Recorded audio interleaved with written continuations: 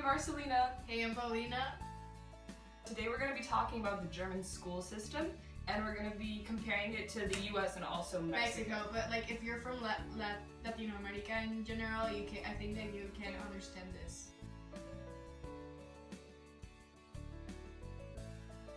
In Germany, you go to what's called Grundschule, so pretty much like primary school, up until the 4th grade, and then in 5th grade, you go to one of 3 schools usually. You either go to Hauptschule, Realschule, or Gymnasium.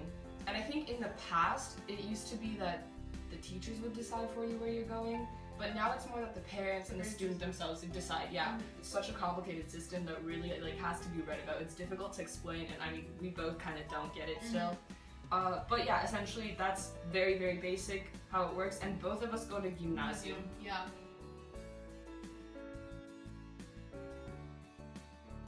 So we get to school in different ways. So I take the bus every day, and it's a city bus. But I normally go by bike, but I can also go by bus. That's actually Marcelina's. Yeah, it's the same bus. We go on the same route, and I mean, it takes me about half an hour usually to get to school. By bike, it's like 20 minutes. 7:50 school starts. Then we have our first period. So each period is 45 minutes long. And for me, all of my classes are, we call them hours. So an hour is actually 45 minutes. But so all of my classes are 2 hours long. So really hour and a half, but yeah, 2 hours, 2 periods long. 2 periods, yeah. And you have a mix, right? You have some that are 1 period, some that are 2. Here they have like 5-minute like breaks in between classes and stuff. Like I think at least in Mexico we have like 2 like long, here we call it pausa. So like long pauses or so, but here they have like 5 minutes, then 10 minutes, like 20 minutes. Yeah, we have the first 2 periods, and in between those we have a 5-minute break. Yeah. And then after that, after the first 2 periods, or 1 period, it depends, 2 periods. 2 periods, 20 minutes. Yeah, then you have a 20-minute, and that's called the große Pause. And actually in our school, during the große Pause, you have every day the baker brings fresh bread.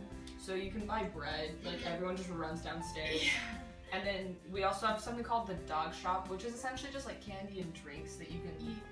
That you can go buy stuff at. So we have a school, our Gymnasium is literally across the street from a Realschule, and apparently during the große Pause, people from the Realschule come over and buy bread too. I didn't know. But yeah, it's like this huge line. We do the same too, so we go to eat to the other schools. Yeah.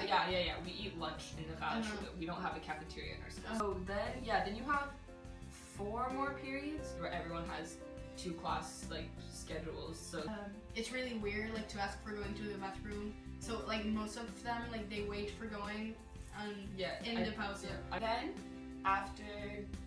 after these 2 class periods, that's 1 o'clock. We have that, and it depends. So sometimes you're gonna have afternoon school, and sometimes you're not gonna have afternoon school. So you have the ability to eat in the cafeteria, or a lot of people also go in the city or to a store right by our school called Little. So our school system for when it comes to cafeteria lunches, we have to order the food at least that morning, when we come to school. Early, yeah, or you can do it on the internet. You have a card and you have the PIN number and you have barcode. We don't have hot food every day in the cafeteria. You order the food and you just have this pasta card, and when you go to the cafeteria, you scan it. And then they already know what you ordered. And it already is charged to your account. And alternatively, you don't actually have to order food. There's always some food that they have there. So that's gonna be pretzels, muffin, donut. They usually have a schnitzel burger. And something to drink always. And a salad. There's always salad. So you can always just buy that, and that just you scan on your card as well. And so then also, sometimes you'll have afternoon school. Sometimes there's kind of sports after school, but we'll explain that in a second with extracurriculars.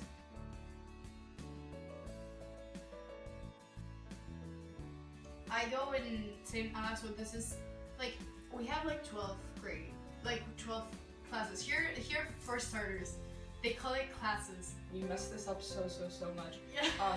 You have your class, that's gonna be the generation. 6th grade, 7th grade.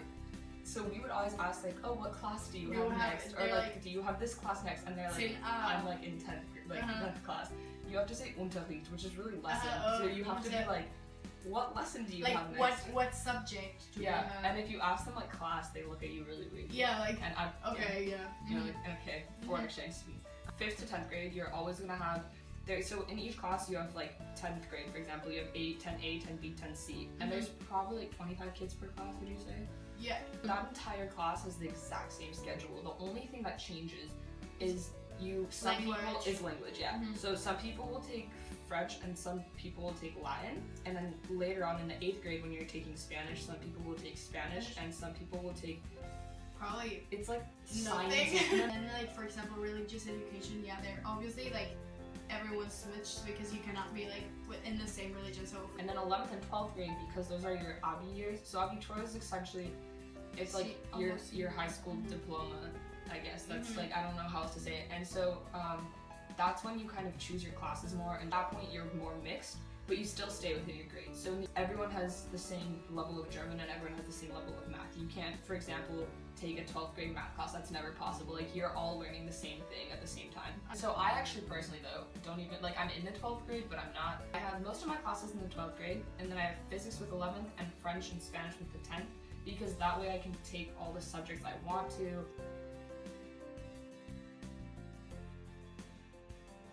I think in younger grades, this doesn't happen that often, I'm pretty sure, in 11th and 12th grade.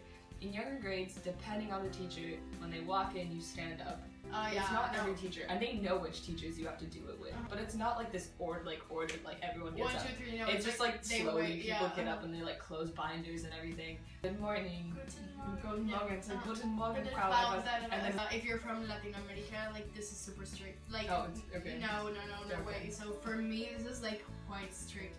I'm like super used to like the teachers explaining, and then my friend yells at me like, hey, and whatever. In the breaks we're like so loud, and here for me it's like super quiet. But yeah. German students are very, very good note takers. I've never seen such good note takers. So first of all, they have a lot of people have these little colorful like felt tip pens, and they take.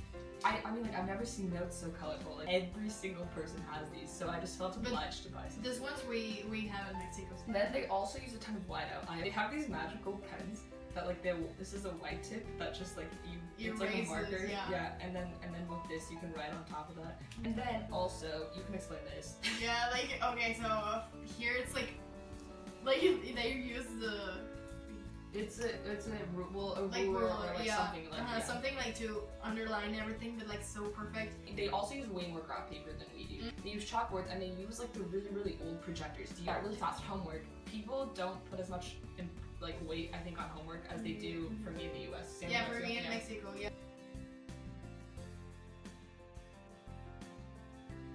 Extracurriculars are totally not really a thing here. Usually when you're gonna do a sport, you do it in a club. You don't do it at school. They have like school handball, school volleyball, I think school light athletic, which is like track and field. But that's like very informal, non-competitive, and everything else you have to do. There's not on your own. Yeah, and there's not a lot of clubs. I mean, there's a school choir, and then there's an orchestra, but it's not even like I'm in the orchestra, but it's not even a school orchestra. It's a community orchestra. For me, for example, for extracurricular stuff or whatever, I play tennis. So for me, it was like really hard to get like a good place to play. She was looking for a long time. Yeah, she found it. Yeah. That's harder, I think, for an exchange student too, because then you have to really go out into the community and look for things.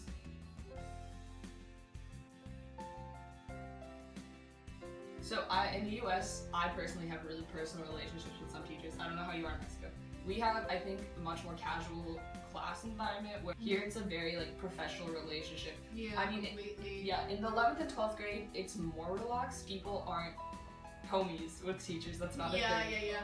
Mexico and Latin America, I think that so teachers are like pretty casual, but then we have like the super strict teacher. It's like always, but I think that's everywhere. And here it's, you know, everyone's nice, like all the teachers are really nice, and I think that especially to us in Latin America, well, I think that you all know that we're like super welcoming and we're like super warm people that would make you feel like home since the beginning. I really like that they do try, and there's definitely effort put in, but it's definitely less natural. I think the relationship is naturally more strict.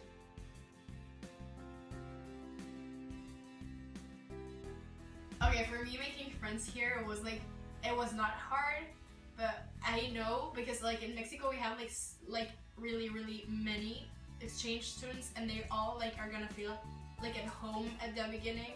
So for me it was like I do got friends really quick, but I think that's because I looked for it. In general though, like in a very, very general context, you're definitely gonna have, it's a bit harder. It's not like this like, oh my goodness, welcome to our school, like hug, like go do everything with us. It's more like you definitely have to put in an effort and like try and talk to them as much as you can, which is so hard when you can't speak the language.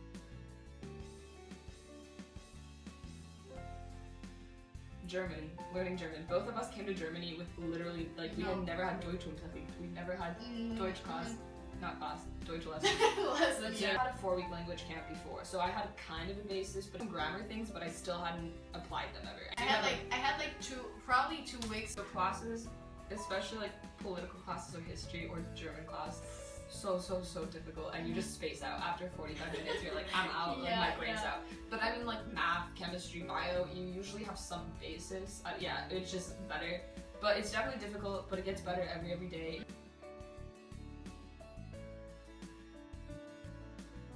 I think it just open up, like, you know, you have to be able to say, okay, so then I have to go talk to them, then I have to you have to be comfortable in like being alone for a little bit, and then being able to just like jump into conversations with terrible German. We're going now to the second part of my mom's 50th birthday party, so we gotta go. But thank you for tuning in. So we'll definitely post more videos. I feel, because so then you can have both perspectives, like US and Latin America, Mexico specifically. So cool. Peace out.